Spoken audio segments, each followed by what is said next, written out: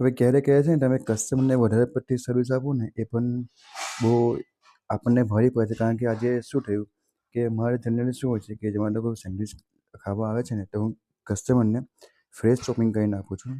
તો આજે શું થયું સાંજે કસ્ટમર આવ્યો ને ઓલરેડી મારી પાસે બીજા આગળના 2-3 ઓર્ડર ચાલુ હતા. તો એમને કીધું કે વેજ ચીઝ ને બોમ્બે મસાલા ટોસ્ટ સેન્ડવિચ આપવાનું સારું.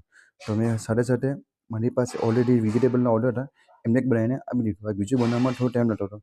કારણ કે એમાં શું હોય છે હું બધું ફ્રેશ ચોપિંગ કરીને કસ્ટમરને સર્વ કરું છું. તો કસ્ટમરને ખબર નહીં કેમ ગરમ થઈ ગયા અને એક કામ કરો તમે ઓર્ડર મારો કેન્સલ કરી કરો. પણ જ્યારે એમાં શું હતું કે મારી ઓલરેડી એમની સેન્ડવિચ બની ગઈ હતી. છતાંય બોલો ઓર્ડર બન્યો છતાંય ઓર્ડર કેન્સલ કરીને જતા રહ્યા હતા. એટલે અમુક આવું પણ થાય તમે કસ્ટમર માટે વધારે વિચારો એ પણ તમારા માટે નુકસાનકારક હોય છે. પણ કંઈ નહીં બિઝનેસ છે ચાલ્યા કરે. હવે તો બધા 100માંથી 2 જણા આવતા જ હોય છે.